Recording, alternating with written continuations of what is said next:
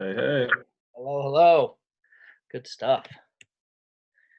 All right, I think it already started recording. It did. Perfect. So, um, to be honest with you, we'll just start this up right away. And thanks for joining, obviously. And this is something that was kind of our brainchild as we talked back and forth. And then I talked with Carrie as well the other day about she wanted to know what kind of things maybe we could do. And I thought of you, and I figured, let's just chat. And so I want to welcome everyone that will end up watching this. We did not make this live at the moment, and they'll, people. This will be put on the Genius and who knows where else, and people will be able to end up watching this later. And so, I'm Brad Lingenfelder. I'm with JAG Kansas. I'm a regional director out here in JAG Kansas, and I was the host. So to speak, for our JAG Cares webinars where we talked about trauma, and Josh was one of the Josh Varner from Eldon, Missouri. He's a specialist in Missouri. Was one of the experts and people I talked to twice, actually, two different times of the five that we did. And I wanted to bring him back because I don't know if everyone knows, but there's this virus currently called the coronavirus that's basically paralyzed the country and parts of the world and whatnot. And we're entering uncharted waters, so to speak, with how schools are dealing with things, how individuals are dealing with things, how students are dealing with things, how parents are dealing with things, and how the whole social structure of everything is kind of been turned upside down. And my hope today is that we give a little bit of wisdom, a little bit of reassurance, a little bit of knowledge into what could be going on, what is going on. I don't know what's happened. Well, actually, I know a little bit from talking to you, Josh, what's happened in Missouri, that you guys haven't made a definitive decision yet as to what you're going to do with your brick and mortar schools. Here in Kansas, they're closed down. Any education that takes place from now until the beginning of school next year will be delivered online. And so what that looks like, I'm not real sure and whatnot. And so let's go ahead and get started with kind of an open-ended question. I'm gonna let you go whatever direction you want to go right now, and that's right now in our current climate. What do you think is the biggest obstacle, trigger, whatever, to all educators, students, parents right now? Well, thanks for having me. I'm excited about doing this, and it's definitely been in my heart.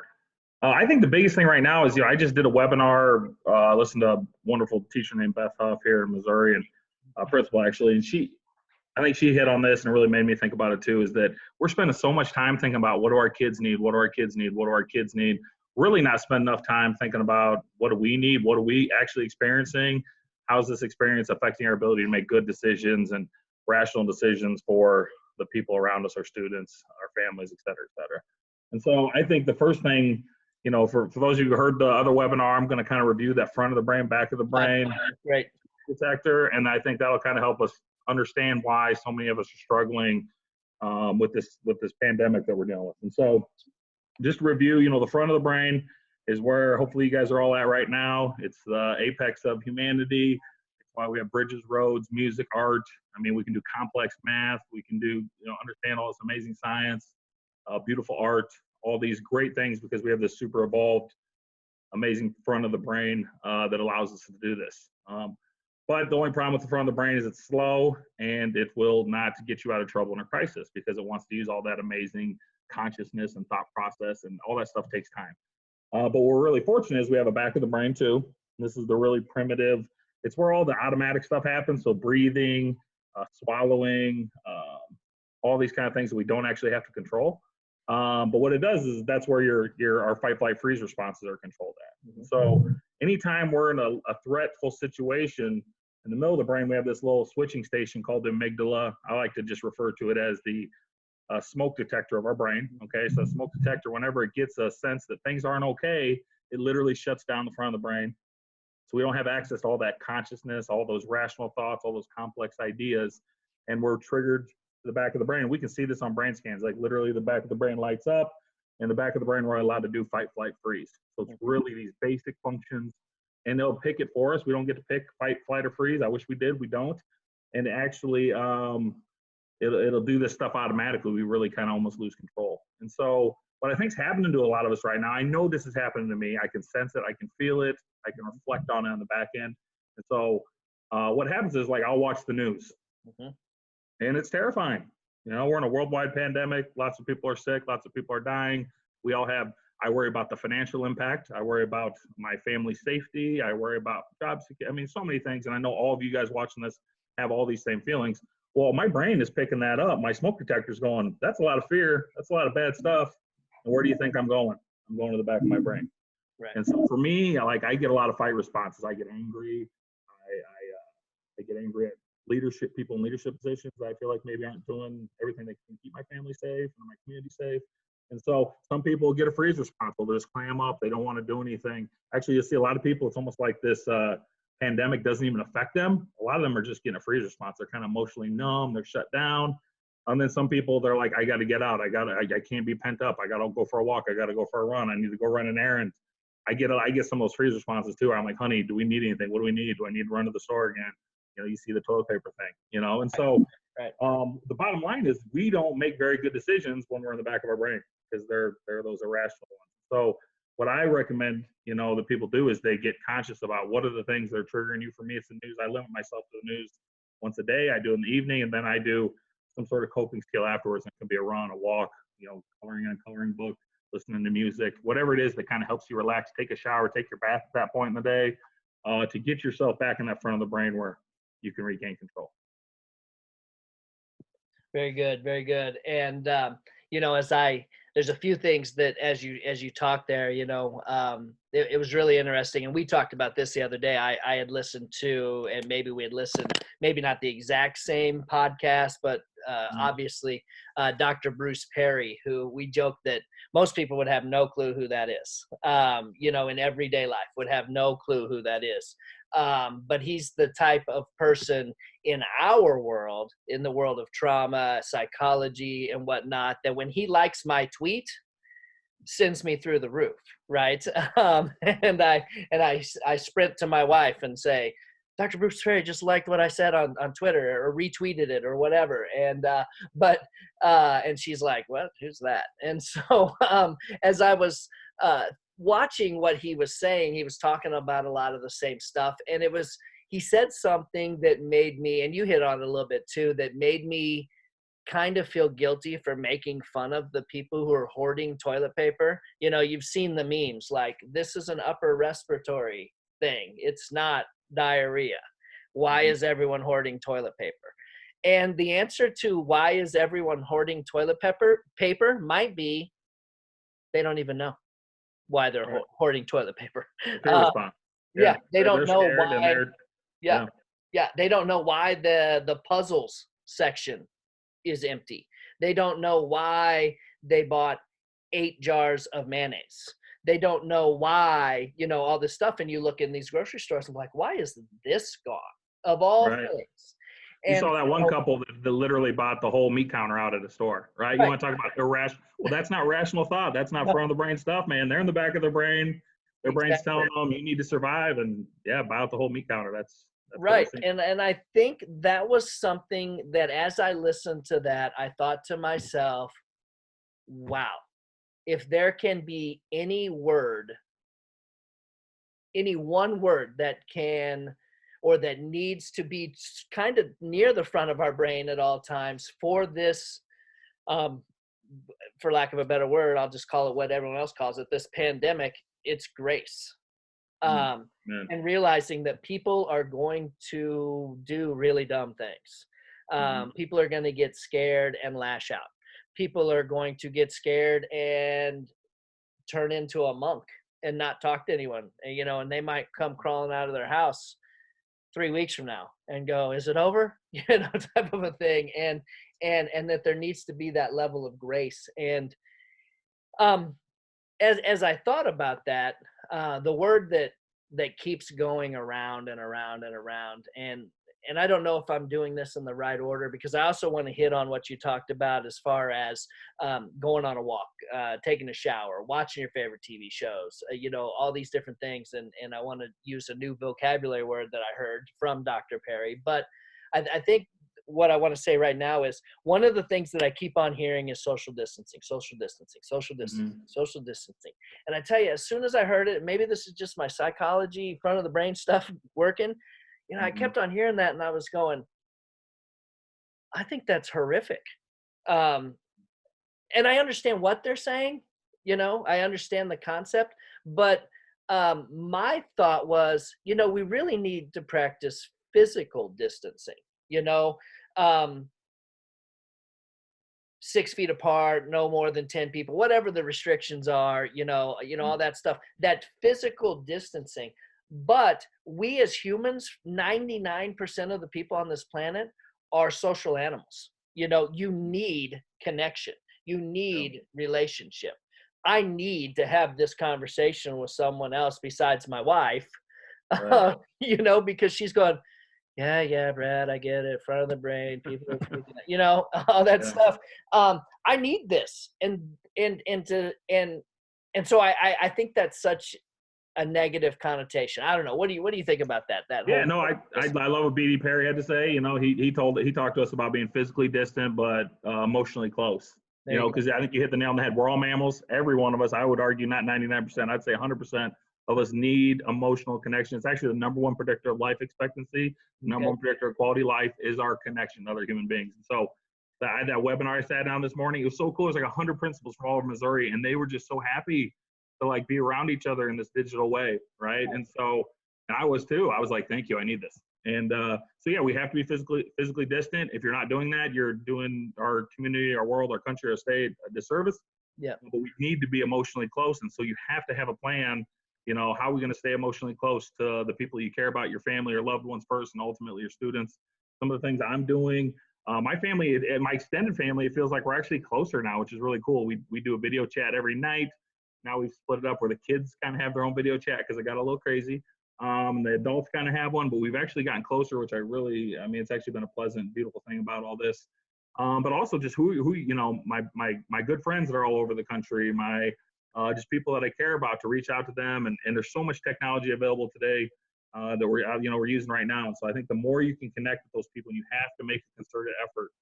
It has to be part of your daily routine, or your mental health is going to suffer, because we have to be connected. And I love spending this extra time with my wife and my kids and et cetera, but we all value those connections and relationships with other people too.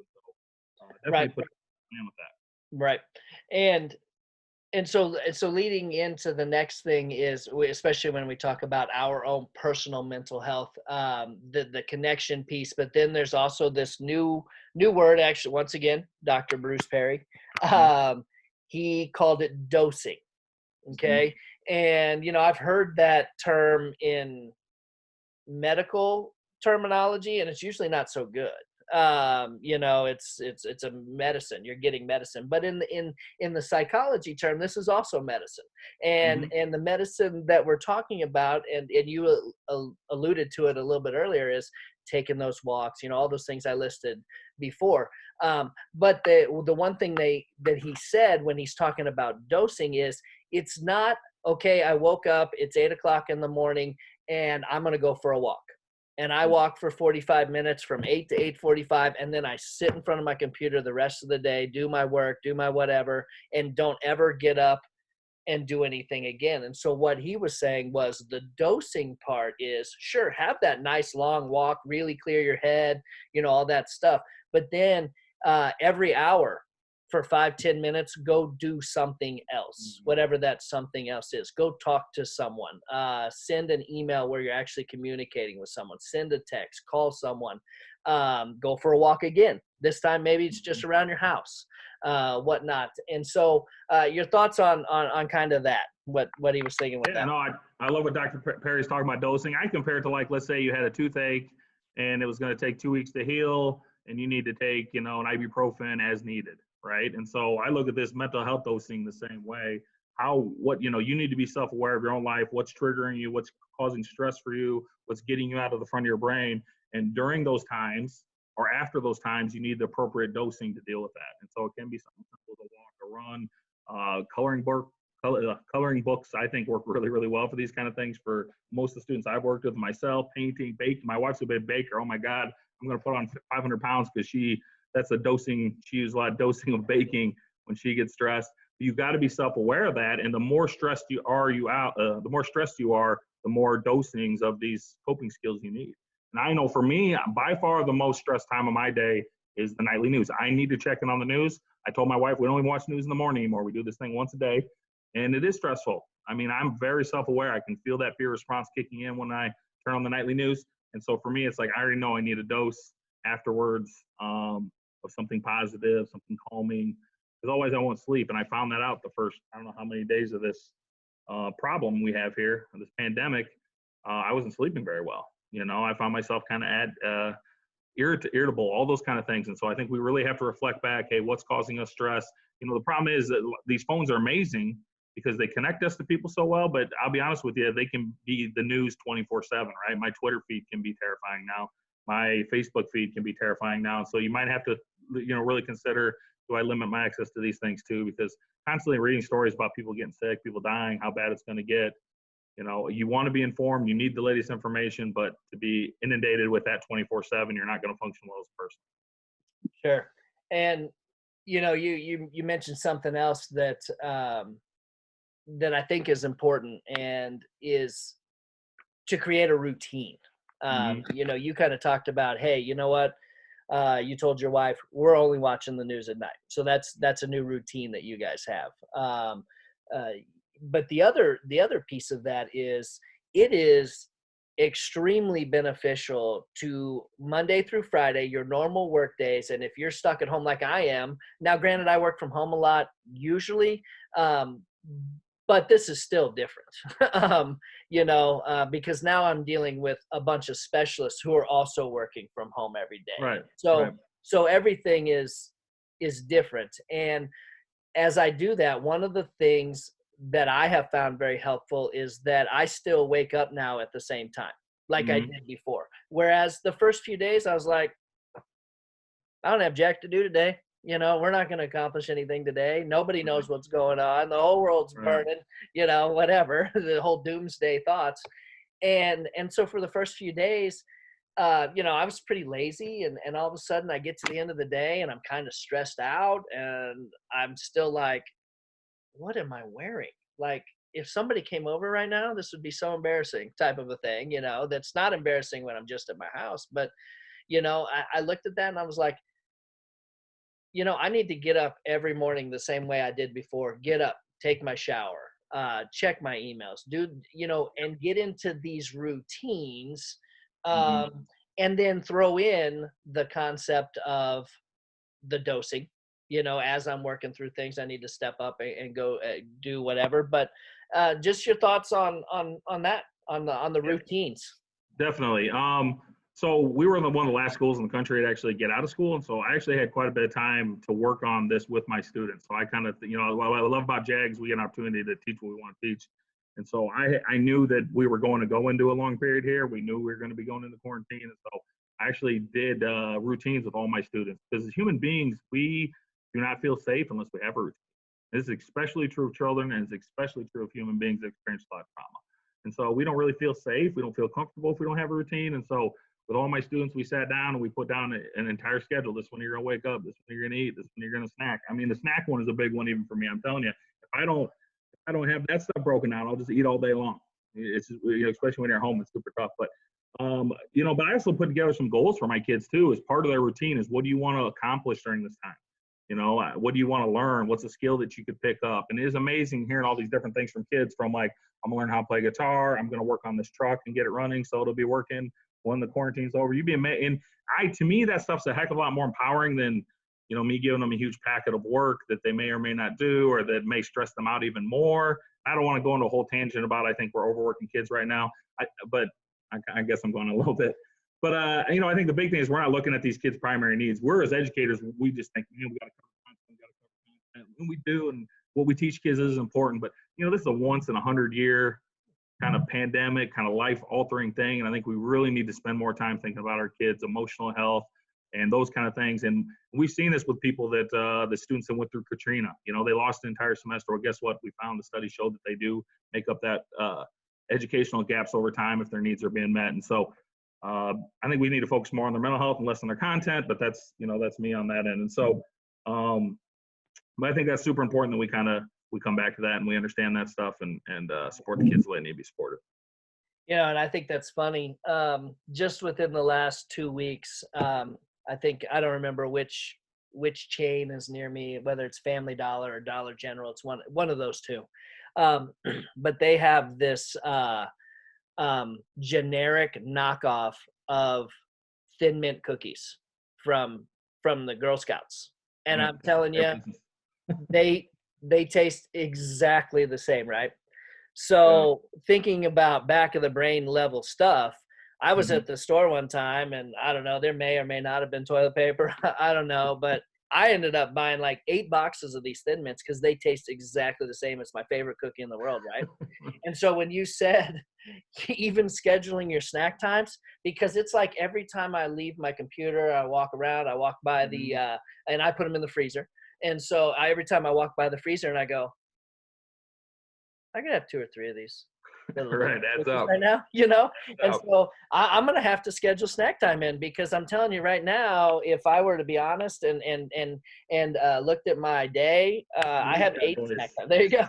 These things are bad, man. Yeah, I have 8 snack times that are 4 to 5 cookies each. I mean, I'm going for a box a day of these things, and it can't be helpful. So I agree with you on that. One thing I do want to kind of, we talked about some of this stuff in advance and whatnot, what we're going to talk about, but you did bring up something just now, and I saw something just today actually that was really cool. Fender, the guitar people, they just put something out that said to the first 100,000 people who want to learn how to play guitar, they're going to get free lessons online. Awesome. Yeah. Awesome. And I was like, that is unbelievable. And I sat there for a second. I was like, do we have a guitar? We have 3 ukuleles at our house, which I don't know, maybe that'll work. But we have 3 ukuleles at our house, but we don't have a guitar. And I'm sitting there thinking, I should go get one, because I've always wanted to learn how to play the guitar. I've just always thought, you know what? I could walk into any room, no matter how mad my wife is at me, and if I could just start strumming away on the guitar and sing to her, life would be good. Maybe not. But I can dream. She might think she's married to a rock star, but all kidding aside, I think that's amazing. But how cool would it be? And this is why I kept telling my kids, how cool would it be if we walk out of this thing, and whether it's weeks or months, whatever it might be, and you have a new skill, a new talent, or your truck works, and that's the stuff that, to be honest with you, can see the sparkle in their eye. They're like, oh, there's not, you could be in way better shape. You could be this, you could be that. I had a girls in the track. We talked about how she could break this track record. I mean, and to me, that's meeting these kids where they're at, because it's going to be real easy. And I was honest with them. I said, you're not going to listen to me. You're going to take the schedule and you're not going to follow it. And you're going to feel really crappy in about a week. And you're thinking, maybe Mr. Varner was right. That's what's going to happen for a lot of these students. But I had one girl, and I was so proud of her. She really kind of raises her younger siblings. Okay. And she was like, I did one of these for each one of them, and they had all their little activities because part of it was they had to do a family activity. They had to do a chore to help support their family. They had to have something they enjoyed in there. They had to have something they want to learn. Like, so all these sections, but the younger kids were super pumped to fill one out. And so you'd be surprised. And once again, it's security. I know what my day is going to look like. If I know what my day is going to look like, I can predict it. I'm ready for it, and it helps with those fear responses. Because remember, guys, the fear is caused by not being present. Right? The vast majority of us have had really nothing bad happen to us physically yet. Okay. We have all this fear because we're putting ourselves in the future. We're thinking about what's the future going to be? What's the future going to be financially, physically, my family? But realistically, like, my house is full of food.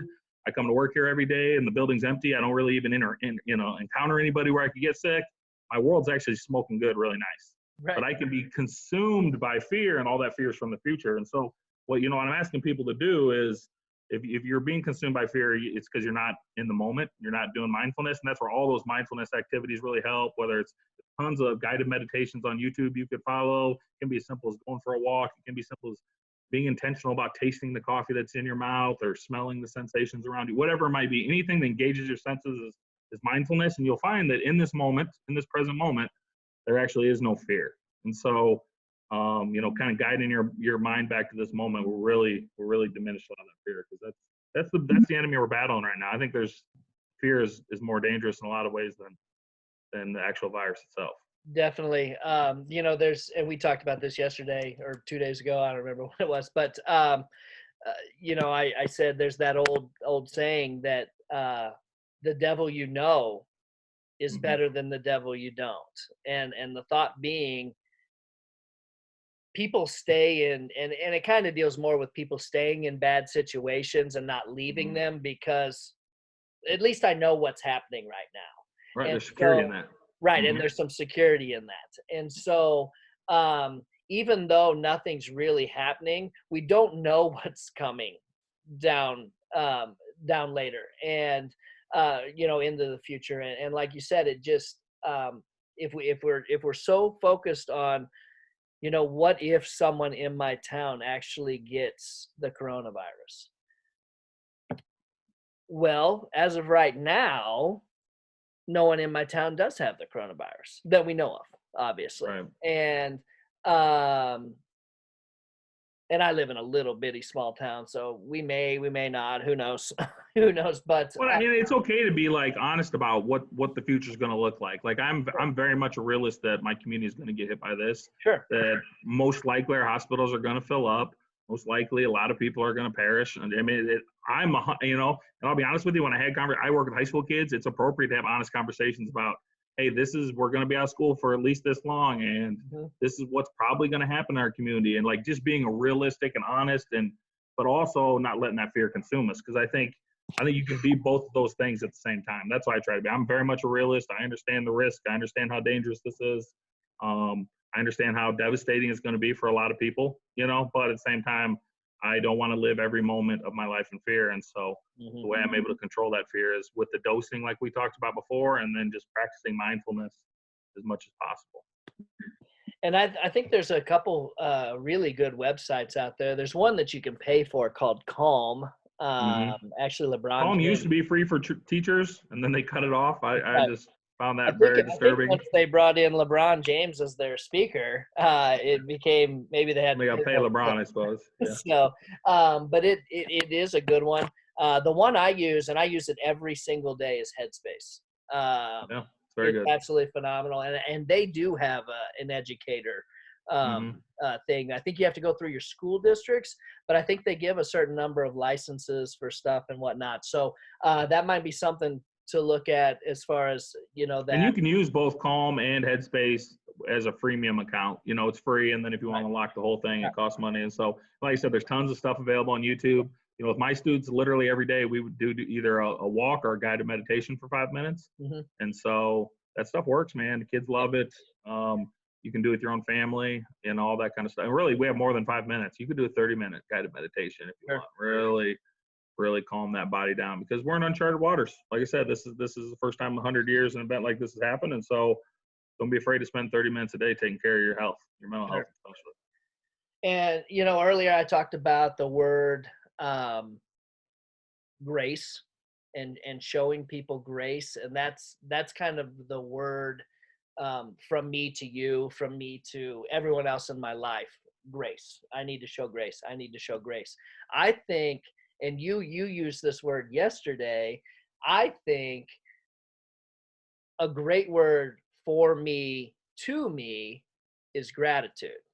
And being grateful for, what? I mean, I could just start listing things up. Right now, I'm healthy. Right now, everyone in my house is healthy. Right now, my 2 college students who go to school at College of the Ozarks down near Branson, Missouri, they work year round to help pay for the stuff, and they stay on campus. Right now, they're at my house in my living room. My whole family is together. And so I could just sit and list off gratitude after gratitude after gratitude. And I think that needs to be we have to show ourselves grace, and a great way of showing ourselves grace is being grateful for things. Right. And that's going to be an antidote to fear too. You know, Yep. when you start thinking about all the things you're grateful for, the vast majority of us are in infinitely a better position to handle this disaster than a lot of people throughout the world. And so, yeah, I love how you rattle off a whole bunch right there. I mean, I have one that I'm super unbelievably happy about today. One of my friends, she is a healthcare worker, and she had fever but no flu, and so we thought for sure it was going to come back positive with that test, and just found out today, we had to wait about 3 days, that she came back negative, does not have the coronavirus. And so once again, what an amazing praise, what an amazing thing to be thankful for. And so we definitely want to count all those blessings and understand how good our life is, because once again, that's going to help increase our mental health too. And that's an activity, you guys, you could spend 5 minutes every morning just jotting down the 10 things you're grateful for. It's actually an activity I use a bunch as a counselor and as a teacher. All kids do. My wall, I should spin my computer on, but it's covered in sticky notes where I do gratitude days, and my kids have to write down something they're grateful for and stick it on the wall. It's just a simple little activity that helps rewire the brain and helps you see the positives in your world.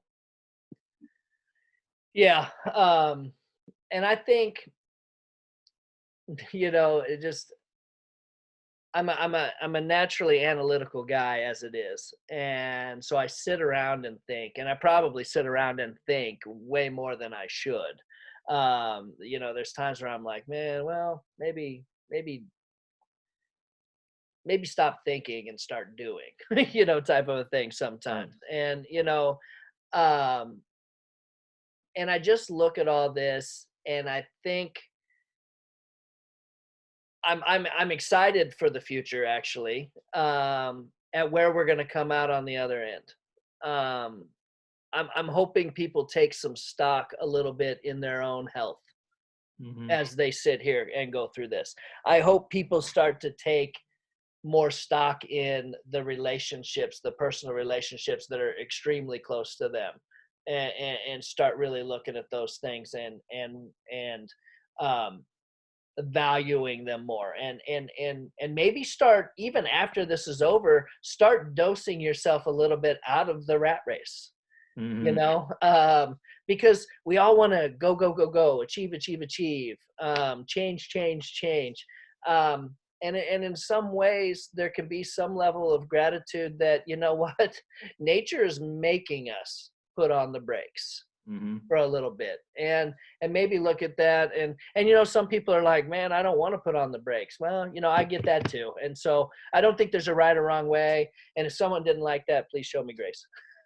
Because I'm I think we're valuing people that we've never valued before. I mean, I can't tell you how many times in the last 5-10 years I've seen people say, well, fast food workers don't matter, or grocery store clerks don't matter, or teachers don't matter. And now we're finding, well, these people are the backbone of our society, right? And so maybe on the back end of this, we think, geez, maybe those people have value and they deserve X, Y, Z. I think I'd look at our communities. We see about 50% of our kids can't get a meal unless the schools find a way to provide that. Like, what's going on with our culture and our society where there's so many hungry children?